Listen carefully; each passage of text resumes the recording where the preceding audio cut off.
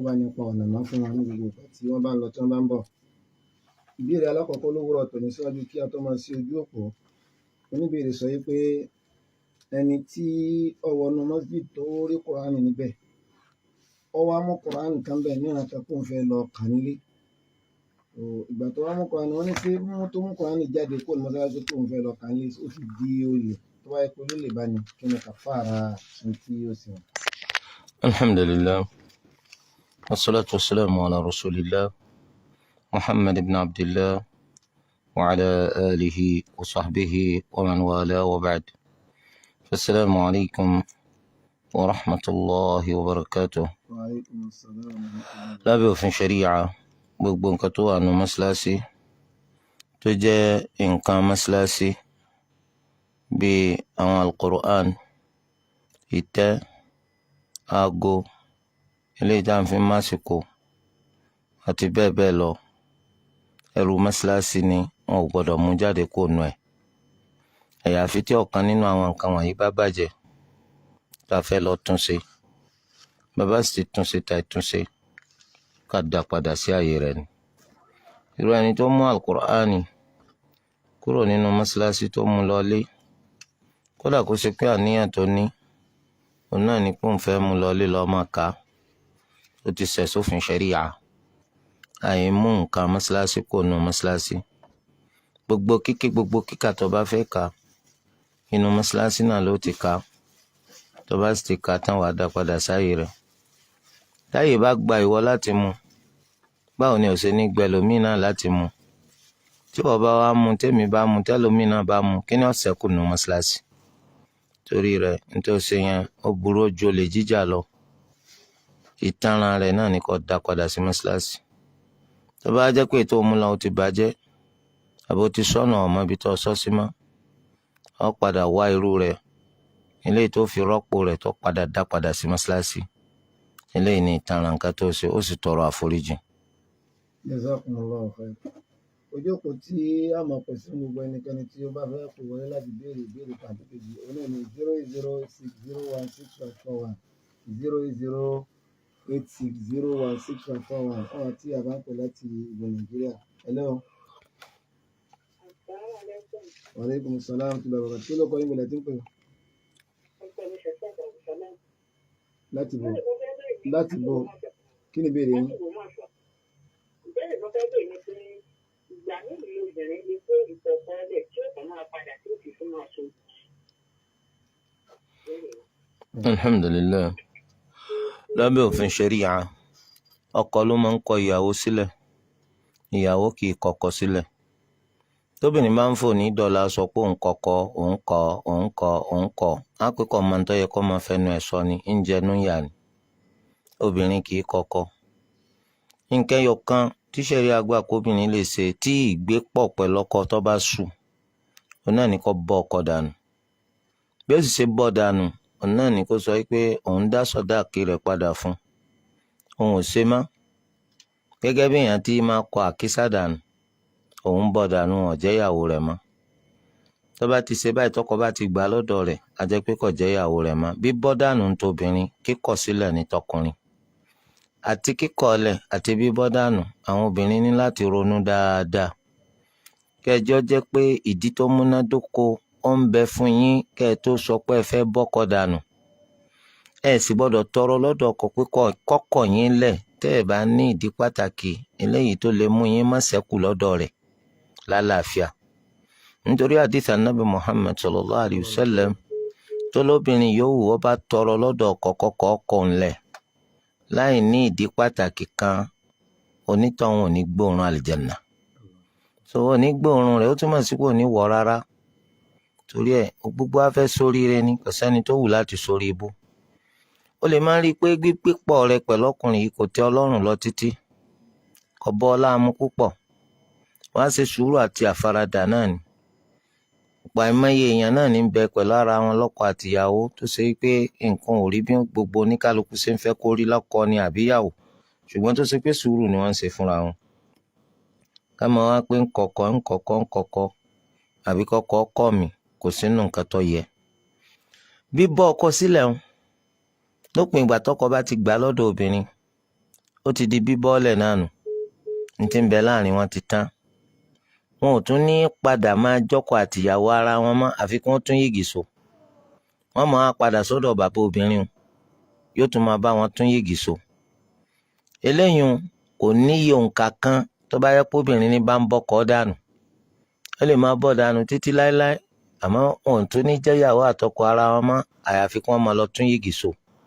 Báwọn bàbá obìnrin bá sọ pé àwọn dilẹ̀ fúnra nù àtìrégbè níjẹ́ ò la tún kan so ó tún ti bọ́ ọ́lẹ̀ ó tún fẹ́ ká tún so àwọn bàbá rẹ̀ ó bá sòdodo níbi tí bá ti gbọ́. Hello.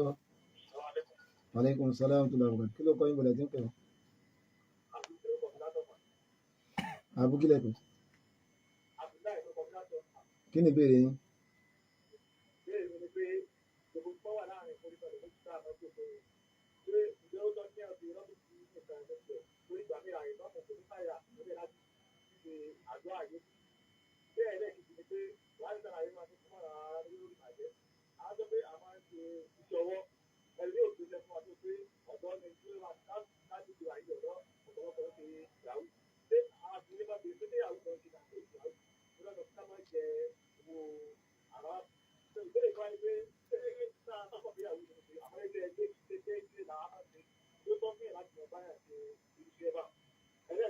Ó ti tó bá Ó ti tó. kí ló sọ lálákọ̀ọ́kọ́ ìforíkanlẹ̀. Ní àárín ìforíkanlẹ̀ tó bá yẹ pé ní mọ̀ọ́mù fáwọn ní chance láti ṣe ọ́bíìsì ní ìmọ̀lẹ́ kan pé wọ́n fáwọn ní chance láti ṣàdúrà bẹ́ẹ̀ pé síbi ìjókòó yẹn ní ṣe ọ́bíìsì ní àjùmọ̀. No, ìyẹn ni pé ìforíkanlẹ̀ ìjókòó tí ń bẹ láàrin ìforíkanlẹ̀ méjèèjì. So táwọn bá rí àǹfààní àti lè ṣàwọn àdúrà tí Ànábì sallallahu alaihi wasallam tó ní ká ṣe ń bẹ. Táwọn kan lè máa sọ pé Rabbighfirli, Rabbighfirli. Tó bá sọ pé Rabbighfirli, Rabbighfirli, Rabbighfirli mẹ́ta ó ti tó láàrin ìforíkanlẹ̀ méjèèjì nígbà tẹ́ bá jókòó. Tó bá sì láǹfààní àti ṣàwọn àdúrà tí Ànábì sallallahu alaihi wasallam ní ká ṣe. Rabbighfirli warhamni wa'afini wa'fu anni wahdini wa'afini warzuqni. Ọ̀dà. Oníjẹ̀yìn bá ń ṣiṣẹ́ yahoo tóun sì ń ṣiṣẹ́ ọwọ́ tó bá gbéṣẹ́ fún un ṣé kò wọ́n bá ṣe. Àkọ́kọ́ Olúwa Ẹlẹ́dàá wa ṣe àṣejù ó ṣe léèwọ̀. Ahọ́kángun kò tọ́ nínú òfin ṣẹ̀ríyà. Kò sẹ́ni kankan tó bí ọ pé kó máa tọpinpin àwọn èèyàn. Èèyàn fẹ́ bẹ̀ ọ́ ń ṣe àwọn á ń béèrè pé iṣẹ́ wo ló ń ṣe. Ó bùkátà rẹ̀ lẹ́yìn náà òfin ṣẹ̀ríyà ò gbà pé ká máa dábàá. ń dábàá pé irú rẹ̀ ò lè bí ọ́n ṣe àfikọ́jẹ́ pé yahoo ní í ṣe. Ṣé àwọn èèyàn wá lè lówó àfikọ́jẹ́ pọ́nà yahoo nìkan wọ́n gbé gbà? Ṣẹjá bẹ̀rù Allah. Bàtí wọn náà bá ń ro aburú sọ́mọlàkejì wọ́n rò sí wọn náà. Kò yàtọ̀ sáwọn ẹni tí máa wo ẹni tó bá ti lówó láwùjọ Yorùbá ní wíwò pọ́ tẹ́ǹdì ni kò lè ṣàdédé lówó àfikọ́ tẹ́ǹdì. Irú rẹ̀ náà ni kó máa wo ẹni tó bá ti bí ọ́n ṣe pé yahoo náà ni kò lè lówó àfikọ́jẹ́ yahoo. Irú àwọn èèyàn pín èrò burúkú ní ń bẹ lórí ẹni tí máa ń rorú ẹ̀ tí fi ń ro aburú sọ́mọlàkejì rẹ̀. Àmọ́ á béèrè pé iṣẹ́ wo ló ń ṣe ká tó ta búrẹ́dì fún. A máa béèrè iṣẹ́ wo ní ṣe ká tó tògì fún. A máa béèrè pé iṣẹ́ wo ní ṣe ká tó gbé lọ́kọ̀. Iṣẹ́ wo ní ṣe ká tó bá ṣiṣẹ́ bíríkìlẹ́yà. Kò síbi tí Islam ti bẹ̀ wá bẹ́ẹ̀ o. Tí Islam bá fi lè lọ bẹ̀ wá pé ká máa ṣe bẹ́ẹ̀ ayé ò lè. Naam. Hello. Wa aleykum salaam tó lọ́wọ́ ẹ bá gbọ́n sókè kí ló kọ́ yín bọ̀dẹ̀ tí ń pè? Orúkọ mi ni Khadija láti ìlú Ìbàdàn. Kí ni ìbéèrè yín? Ìbéèrè mi nípa ìyàwó mi. Ọ̀yọ̀ Ṣé mi lọ báyìí pé ẹ jọ tí èèyàn bá fẹ́ ṣe ìgbéyàwó tó bá yẹ pé àwọn ẹbí wọn gbọ́ ètò yìí dáadáa àti tó gbọ́ lójú wọn ṣe pé ọlá pọ̀lú ọ̀rọ̀ bí ò dẹ̀ ní kí àbí ọmọ bẹ̀rẹ̀ fún lágbára láti ṣe ní nǹkan tó bá wọn bí wọn fẹ́ ṣe nǹkan sí ẹ fúyẹ́ ẹ jọ kí lèèyàn lè fi sí àárín yẹn láti má lè jẹ́ kí ẹbí rò lóyún sí ẹ. Ìbéèrè lẹ́kẹ̀jì ni pé tí èèyàn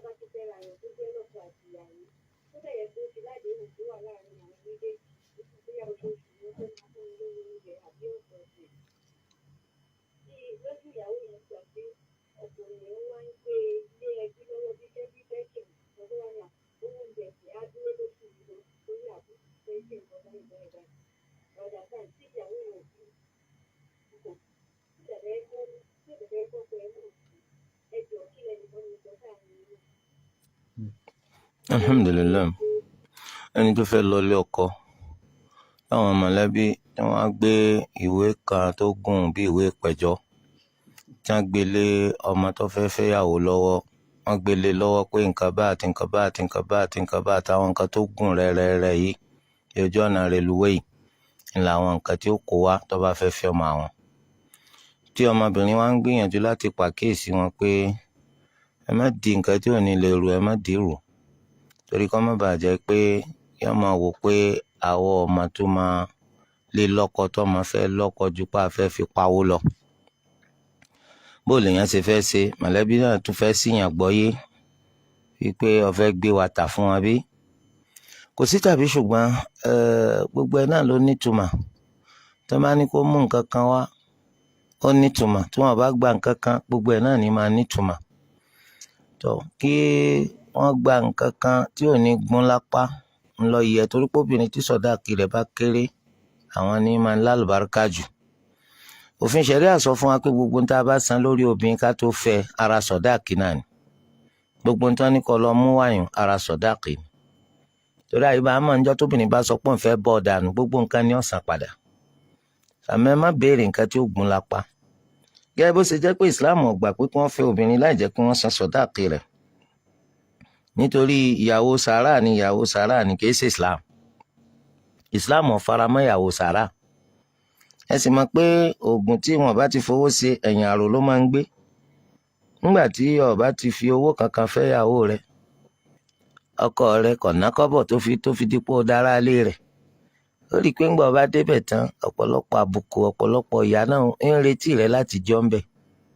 ó dàbí ọmọbìnrin kanu ó ròyìn àwọn àwa eléyìí tọ́lọ́kọ òun wù sóun tó bá yẹ kó dodo bá ní bá ń sọ àwọn àwa yìí ọ̀dà rárá o àwọn àwa yìí burú jáì. wọ́n ń bí léèrè ìgbà tó ní òun sáfẹ́ lọ mo ní má lọ wó táwọn ọmọ rẹ̀ sáni òun ò lè wó táwọn ọmọ. kí n ṣàlàyé fún ọ̀nà wo ní Islam là kalẹ̀ pé tóbìnrin bá fẹ́ bọ́kọ dànù mo wá ṣàlàyé fún ọ wá ní kò fóun sọ̀dáàkì kankan Allahu Akbar kò fọ́n sọ̀dáàkì owó kankan ó ní kò fọ́n. ó lóun sọ fún pé kọ́ka wadduha fọ́ ni wadduha lọ́kà fún ọ lọ́ba díyàwó ẹ̀ ó ní bẹ́ẹ̀ ni. ọ̀dà èyí táwọn mọ̀lẹ́bí máa pé mùsùlùmá mú kan aṣọ kìnnì kan wọ́n gbà nǹkan kan lọ́wọ́ rẹ̀. abájọ ọpọlọ bá dọ́dọ̀ rẹ̀ ìdí ni tó fi di pọ́ǹtọ́ nígbà tó dọ́ọ̀dẹ̀ rẹ̀. sọ ẹ kíyèsí o kìí ṣe pé kí n tẹ́ fẹ́ gbà lórí ọmọ yín tí ń lọ ilé ọkọ kọ́ pọ̀ rẹ́rẹ́rẹ́ kó jẹ́ pé ẹ máa fi ṣe ẹ fi máa gun àwọn ọkọ ńlá pa rárá àmọ́ bí kẹ́ wá fọmọ lọ́kọ lórí pé kò fún yín ní nǹkan kan kọ́ Islam ò faramọ́ yóò san sọ̀dáàkì ìyàwó sàrà ọ̀tọ̀ lábẹ́ òfin ṣẹ̀ríà. àwọn òbí mi látàrí wọn ọ̀gbẹ́sìn yìí wọ́n lè máa sọ wípé àwọn ètò ọmọ wa ṣé títọ́ ọmọ ni wọ́n wá pè ń sọ̀dáàkì ni èló wọn bá fún yín tí ó bá túmọ̀ sí pé ẹ̀tọ́ ọmọ yín. ilé ìjẹba wọ́n ní ọkọ lẹ́yìn táwọn ti jẹ́ ìyàwó lọ́dọ̀ rẹ̀ ó lè fìgbà kan máa ń náwó lé àwọn lórí kọ́ máa wá fi ti pé ọ̀kan náà àwọn mọ̀lẹ́bí wọn ní ṣíṣe wájú tó ń gbọ́dọ̀ bá wọn dá sí kọ́ máa fi ṣèkẹ́wọ́. rárá o bàbá tó bàbá ọmọ ṣe àìránṣẹ́ palákàrà ọ̀ràn yẹn ní lábẹ́ òfin ṣẹ̀ríà kó o mójútó jíjẹ àti mímu ìyàwó rẹ̀ aṣọ tí ó wọ̀ sọ́rùn àti ibùgbé rẹ̀ ẹ̀ bá ní ṣíṣe ẹ̀ bá má ní ṣíṣe nínú fámìlì yín gbogbo eléyìí náfìlà àti fámìlì yín ọ̀ràn yẹn ní kó tọ́jú ìyàwó rẹ̀ má fi rọ́ọ̀sì kẹ́wọ́ kó fi wá dé ipò ní tọ́jú ìyàwó rẹ̀ torí pé Olúwa Ẹlẹ́dàá ó bi ọ́ léèrè nípa bó ti ṣe tọ́jú obìnrin yìí tó bá di lọ́la gbẹ̀ndàl qiyam. Jazakumullah khair. Hello. Wa alaikum salaam wa rahmatullahi wa barakatuh. Kí ló kọ́ yín wọlé tí ń pè ọ́? Kí ni ìbéèrè yín? Àmín.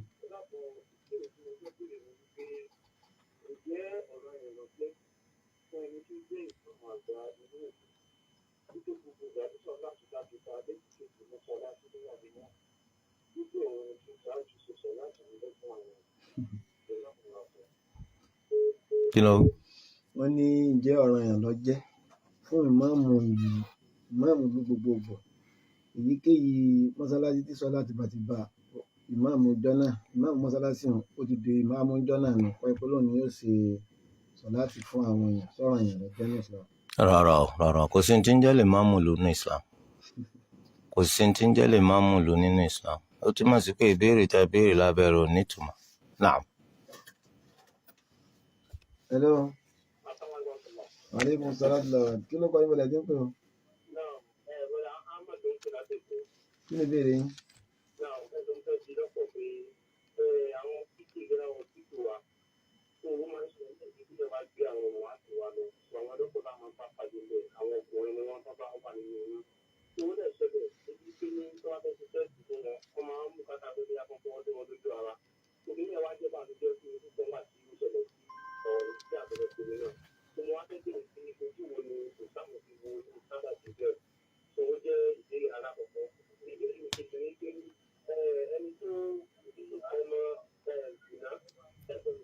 À ń gbọ́.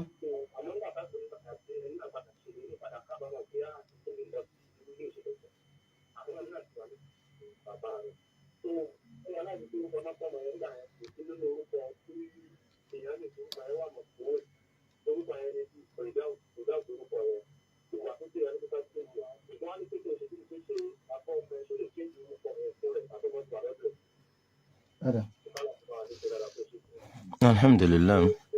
Àkọ́kọ́ ni pé lábẹ́ òfin ṣẹ̀ríà Islam ò gbà kó jẹ́ pé àwọn ọkùnrin wọ́n ní àǹfààní láti máa wo ìhòòhò àwọn obìnrin tí èsì ìyàwó wọn, kò bá jẹ́ dókítà tí ń tọ́jú aláàárẹ̀, nítorí pé òun gan lára kò ní ìwò ká pé ọkùnrin mi náà wò di ìyàwó tòun, àfi tó bá yẹ pé kò gbádùn nǹkan ń ṣe lọ́pọlọ.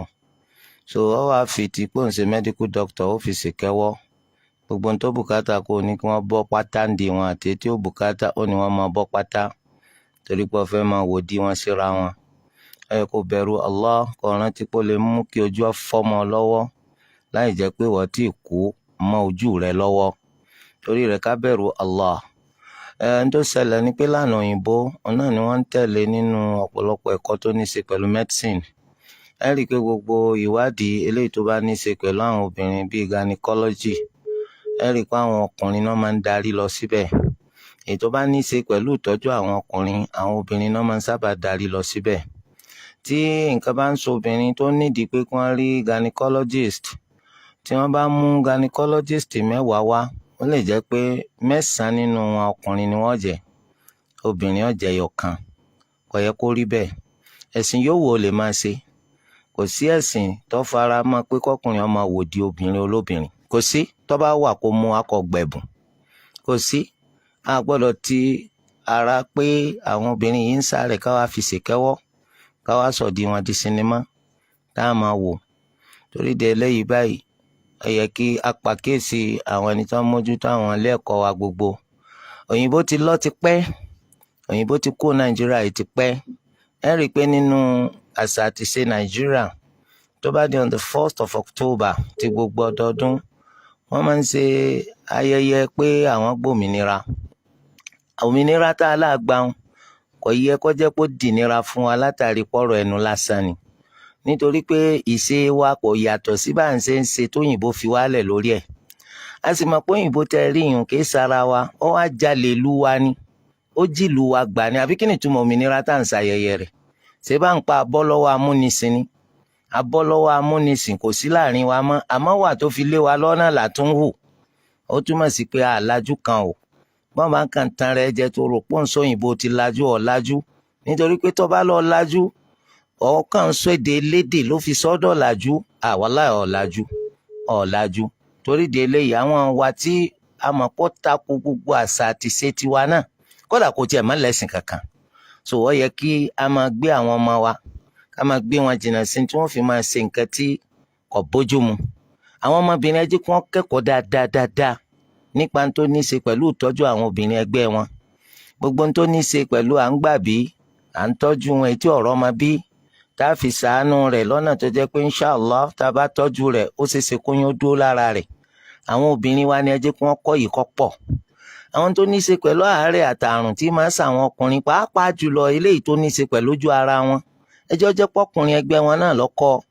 Eléyìí ká tiẹ̀ pẹ́ ẹ̀lẹ́sìn rárá, ìtọ́ bọ́mọlúàbí wa mu nu, àṣà àti ṣe wa, bàbá ńlá wa kan sí ní Yorùbá yìí tó lóun fààyè ilẹ̀ pé kọkùnrin ọlọ́kùnrin ọmọ àwòdì obìnrin olóbìnrin bí wọ́n bá tún rí mú akọ ọgbẹ̀bùn eléyìí jẹ́ bó ti ṣe jẹ́ ń bẹ̀ wọ́n wá ní tọ́mọ bá jọ́mọ zina àmọ́ tí bàbá tó ṣe zina pẹ̀lú obìnrin tí wọ́n fi bí òun ó ti kábàámọ̀ ó ti wá rí i pé ní tó ń ṣe ọ̀dà ọmọ ti wá wà lọ́dọ̀ rẹ̀ wọ́n wá rí i pé orúkọ táwọn sọ ọmọ tẹ́lẹ̀ kì í wá sókọ tó dáa ṣé gbogbo bá ṣe rí kọjẹ́ orúkọ tí wọ́n sọ ọmọ tẹ́lẹ̀ wọ́n wá rí i pé kò dáa àwọn fẹ́ pààrọ̀ rẹ̀ ṣé bàbá náà pààrọ̀ ń bọ̀ ń bẹ̀ bó ló ń ṣe jẹ́ bàbá fún ó ronú ó tọrọ àforíjìn orúkọ sọmọdọ́mọ rẹ̀ bófin ṣẹ̀rí àṣewínú ọmọ ṣẹ́kù lọ́mọ zina láéláé ni so ọmọ ó lè pààrọ̀ rẹ̀ fúnra rẹ̀ ìyá rẹ̀ àtàwọn èèyàn ìyá rẹ̀ àwọn lè dábàá pípààrọ̀ rẹ̀ torí pẹ̀lú ọmọ yìí ìyá ló ní kò ní bàbá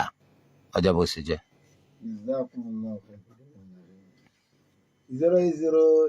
080601651. Hello. Hello.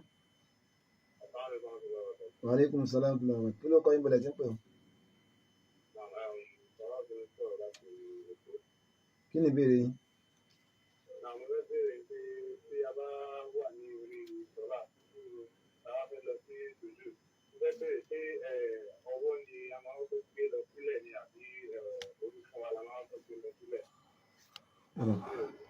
ọ̀rọ̀ oríṣi méjì ló wà lọ́dọ̀ àwọn olùmọ̀ àwọn tó pọ̀ jù gẹ́gẹ́ bí àwọn alhanafiya àwọn shafi'iya àti madhabu tàwọn hanabila wọn lórúnkún lákòókò gbé lọ́lẹ̀ ṣáájú ọwọ́ wa méjèèjì lọ́dọ̀ imaamu ahmad nínú riwaya kan ó sọ pé ọwọ́ lákòókò gbé lọ́lẹ̀ ṣáájú orúnkún wa méjèèjì ní madhabu tàwọn malikiya àwọn sọ wípé èyí tó bá wù ọ́ kó kọ́kọ́ gbé lọ́lẹ̀ ìbáà jọ̀wọ́ rẹ̀ ìbáà jọ orúnkún rẹ̀ ṣùgbọ́n ìtọ́ dáa jù lọ́dọ̀ tàwọn oníkọ́wọ́ kọ́kọ́ lọ́lẹ̀ gbogbo méjèèjì náà ló lẹ́rìí oníkálukú náà ló sì fẹ́ǹrì tiẹ̀ náà lágbára ipò ńlọ tọ́ka sí ń tọ́tọ́jú torí rẹ̀ irú eléyàn kò sí wàhálà ń bẹ tó bá kọ́ gbọ́wọ́ lọ́lẹ̀ kò burú bó sì jọ orúnkún náà kọ́ mú lọ́lẹ̀ kò bàjẹ́ ṣùgbọ́n ìtawà sàlẹ̀ sàní kọ́wọ́ kọ́kọ́ lọ́lẹ̀ ṣáájú orúnkún. 08086016541. 08086016541. Hello. Wa alaikum salam wa rahmatullahi. Kí ló kọ́ yín bọ̀lẹ̀ tí ń pè ọ́? Kí ni ìbéèrè yín?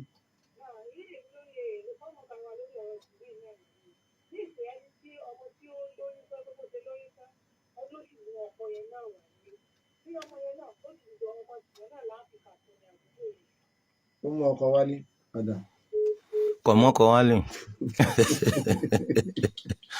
ó mú àlè ó mú ẹni tó ń jọ ń ṣe zina wálé eléyìí ọmọkọ wálé ọmọ zina gidi eléyìí jẹ́ bó ṣe jẹ́ ẹ kó àwọn ọmọ yín dáadáa kún ọgbẹ́sìn yìí ìgbà tẹ́yìn bàbá màmá bá ti jẹ́ pé ẹ kẹ̀sìn kún kankan àṣà ńlẹ̀ kan kẹ̀sìn kún ẹ jẹ́ni tí ń fi ẹ̀sìn tẹ́ ń fi ń kọ́ àwọn ọmọ yín iná ní máa mú kọ́ ọmọ lọ gbóyún ẹyẹ wálé ó gbóyún ẹyẹ dé ó wá mọ́kọ ẹyẹ ó mú tẹ̀lé ẹ wá ní sọ ọmọ zina àlọ́ ọmọ zina ní ọmọ jẹ́ láéláé ọmọ zina ní ọmọ jẹ́ láéláé kìí ṣe tí mú wá kún tó ṣe zina kẹ́yìn náà ó sì so yìgì fún wa kẹ́ ẹ má tanra yín jẹ ẹ wá ní ẹ fẹ́ ṣe ìsoyìgì táyé ọgbọ̀tọ̀rùn ọmọ káwọn ọmọ kún fún yín lọ́dún kan sí tọ̀ torí ẹ fẹ́ ṣe tiyín wúrúwúrú níjọ́ ẹyẹ ẹ fẹ́ kólé nítorí pé ẹ fẹ́ ṣe ní wàràwàrà àwọn ọmọ wa lọ ṣe zina torí délé ẹ má máa fi falẹ̀ bọ́mọ bá ti rẹ́ni tó wù òun lọ fẹ́ lọ́kọ tẹ́yìn náà sì rí i pé ẹni tí ẹ yọ́nú sí wà tẹ̀sìn rẹ̀ ni ẹ fọmọ fún. jẹ́ bó ṣe jẹ́. 08086016541. Hello. Hello. Wa alaikum salam wa rahmatullahi. Kí ló kọ́ yín bọ̀lẹ̀ tí ń pè ẹ bá gbóhùn sókè? Kí ni ìbéèrè yín? láti bọ̀. Èkó. Ẹ bá gbóhùn sókè. À ń gbọ́ bá.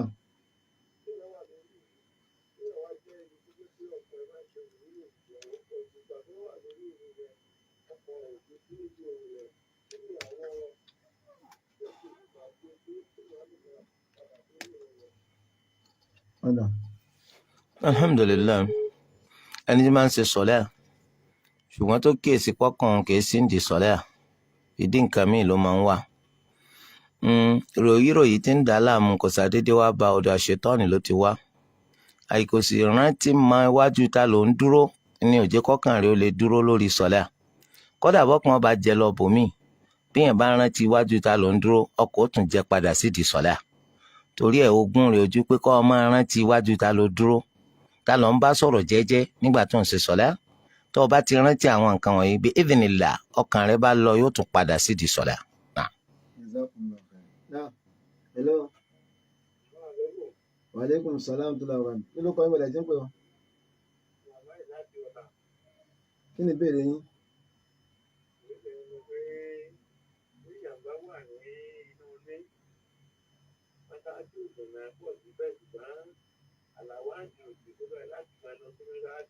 kí ló dé.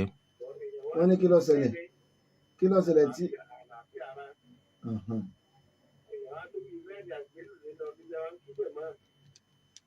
ṣé gbogbo wọn náà ní ọ̀gbádùn.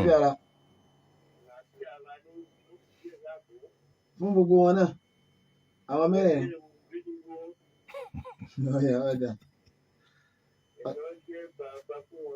ok ọ̀dà.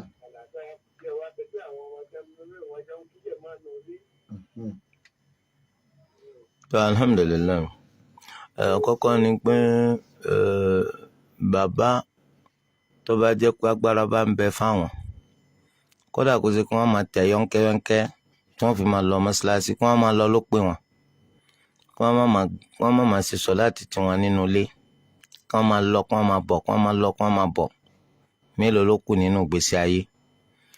tó bá wá jẹ́ pé agbára wọn ò bá gbé rárá kò burú kí wọ́n máa ṣe sọ̀láàtì wọn nínú ilé àmọ́ wọn gbọ́dọ̀ fi tí wọ́n kó bá àwọn ọmọ o tí ó fi wá jẹ́ pé àwọn ọmọ tí nǹkan kan ò ṣe wọ́n á darapọ̀ mọ́ bàbá wọn jọ máa ṣe jàmá rárá o àwọn ọmọ lọ máa ṣe tí wọ́n mọ́ṣáláṣí.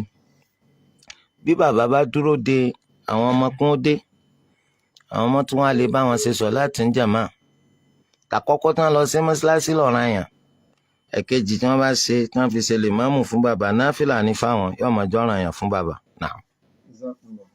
hello waaleykum salaam tó la wà ní kí ló kọ́ ìmọ̀lẹ̀ tí ń pè ọ́ kí ni ìbéèrè yín. ìbéèrè mi ti ẹjọ́ nípa ìgbéyàwó ṣó lẹ́tọ̀ọ́ kọ́bìnrin lọ́wọ́ sí ìgbéyàwó tó fẹ́ ṣe bí wọ́n fẹ́ ṣe ìgbéyàwó máa dáná máa ṣe àwọn ọkọ̀ ṣó lẹ́tọ̀ọ́ sí ìyàwó gbọ̀ngàn fi owó sí tó bá mọ̀ pé ọkọ mi ò ní agbára tó bẹ́ẹ̀ láti fi tẹ̀sẹ̀ pọ̀.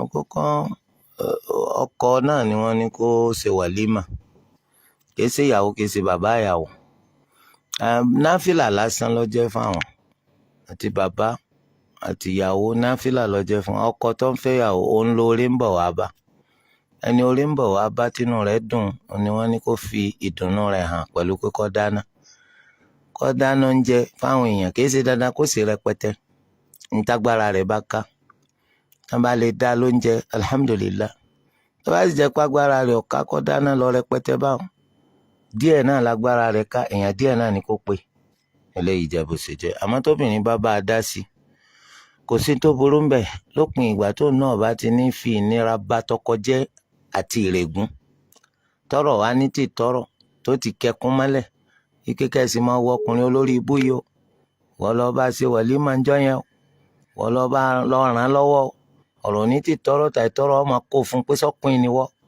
ọkùnrin gan tó náà bá lẹ́mìí là sónà lè ó yẹ kó gbà pé kíyàwó kan máa bó ń ṣe wàlímà ọjọ́ bó ti ṣe jẹ́. hello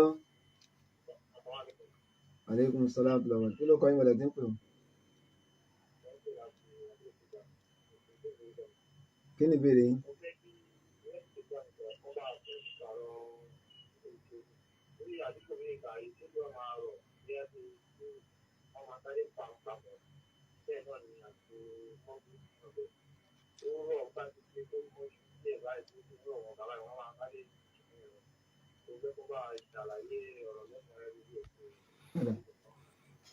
ọ̀rọ̀ ẹ̀kúnrẹ́rẹ́ tá a bá ti sọ níbì kan ó ti tó fún gbogbo èèyàn níbikíbi tó bá wà láyé kò nídìí pé lánàá aṣọ làbújá so ẹ sì gbọ́ wà lórí gbogbo social media. So nítorí ẹ̀ tójú ọba máa rọ̀ kó máa rọ̀ wá bí wọ́n sí lọ́nà tó ṣe pé tá a bá parí magrebi à ní lè padà wá sí ìṣá kọ̀tọ́kẹ́ paṣọ láti pọ̀ torí pójò sú lásán ẹ̀ gbọ́dọ̀ paṣọ láti pọ̀ kò sí lábẹ́ òfin ṣẹ̀ríà bẹ́ẹ̀ tó eléyìí jẹ́ bó ti ṣe jẹ́. tẹ́ bá wá síbẹ̀ tẹ́ bá paṣọ láti pọ̀ magrebi àti ìṣá ṣáájú kó tó di pásíkò sọ̀látùl ìṣá tó nígbà tí ò sí sábàbí kan eléyìí tó pè fún pé kẹ́ ẹ papọ̀ àjẹpẹ́ ẹ jẹ gbèsè sọ̀látùl ìṣá. wàyí o sọ̀látù dhuhr àti asr kọ̀tọ́kọ̀tọ̀ náà kọjá pa ń papọ̀ nítorí òjò òun ọ̀tọ̀ rárá pé ká papọ̀ nítorí òjò. bí ó bá wá tọ́ ká pa sọ̀látù dhuhr àti asr pọ̀ báwo ló ṣe fẹ́ tọ́ ká pa sọ̀látù jumu'ah àti asr pọ̀ kọ̀tọ́ rárá bí ti wùlé ó kéré mà. eléyìí ń jẹ́ bó ti ṣe jẹ́ torí pé àwọn ẹ̀rí tó wá ńṣe ló dá lórí wípé a rí àwọn sàhábà méjì tí wọ́n máa ń pa sọ̀látùl maghrib àti ìṣá pọ̀ a sì rẹ́ nìkan kan tí máa ń pa sọ̀látù dhuhr àti asri pọ̀. kìyàsù nínú tó bá ní í ṣe pẹ̀lú ìjọsìn ọ̀lẹ́ púpọ̀ torí ẹ̀ ló ṣe jẹ́ pé a lè lo kìyàsù maghrib àti ìṣá ká lò fún sọ̀látù dhuhr àti sọ̀látù asr. anabi wẹ̀wẹ̀wẹ̀ sallallahu alayhi wa sallam kò ṣẹlẹ̀ rí pànàbí pa sọ̀láàtì méjì kan pọ̀ rí nítorí òjò ní gbogbo ìgbésí ayé rẹ̀ kò ṣẹlẹ̀ rí torí ẹ̀ táwọn sọ abẹ́ta rí nǹkan la fi sọ maghrib àti ìṣá kájọ yé wa náà. Hello. Yeah. 08086016541 08086016541. Eléyìí ní nọ́mbà tí olùjà gbogbo Nàìjíríà pátápátá ibikíbi tí a bá ti fẹ́ pè. Àwọn tá a bá fẹ́ pè láti ìlú òkèèrè +2349159871646 +2349159871646. Hello. Hello.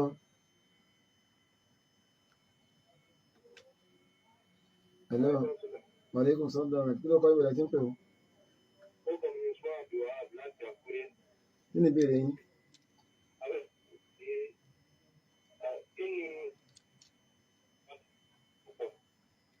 Àgbọ̀n yín dáadáa.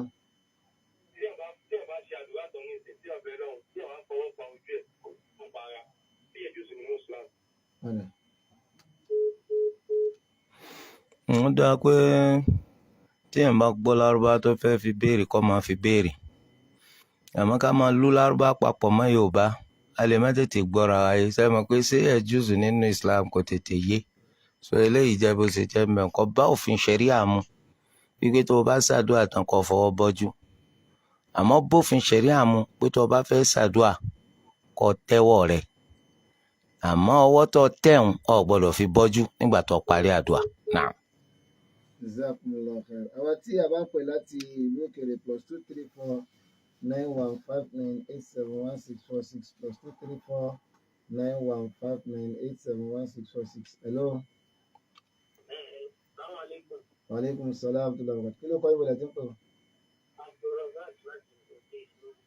Kí ni ìbéèrè yín?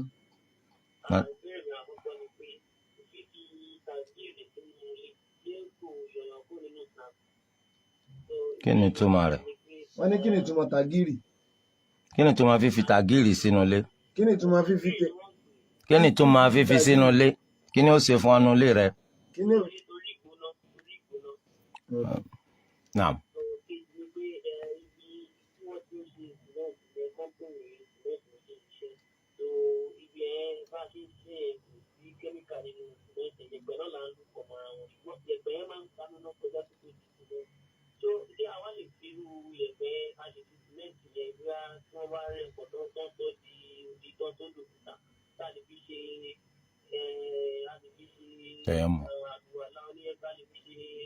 Tayammum.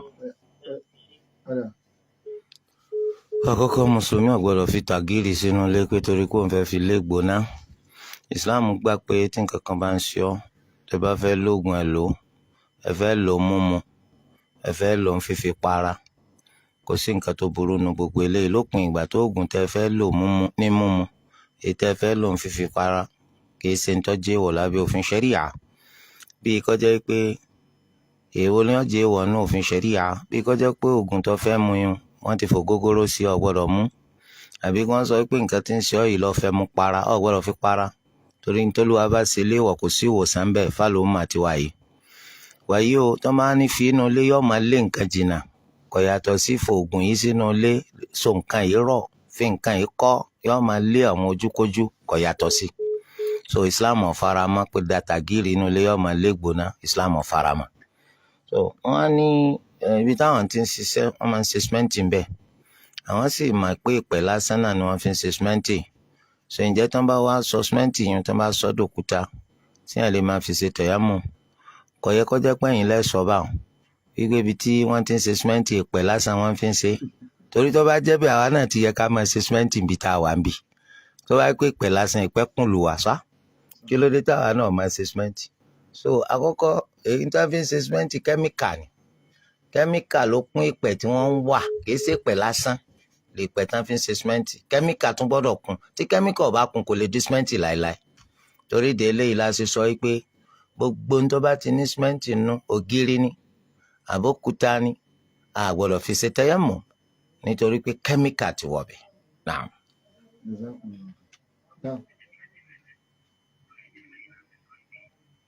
Hello. Maaleykum salaam.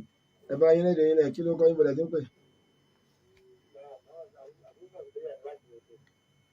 Kí ni ìbéèrè yín?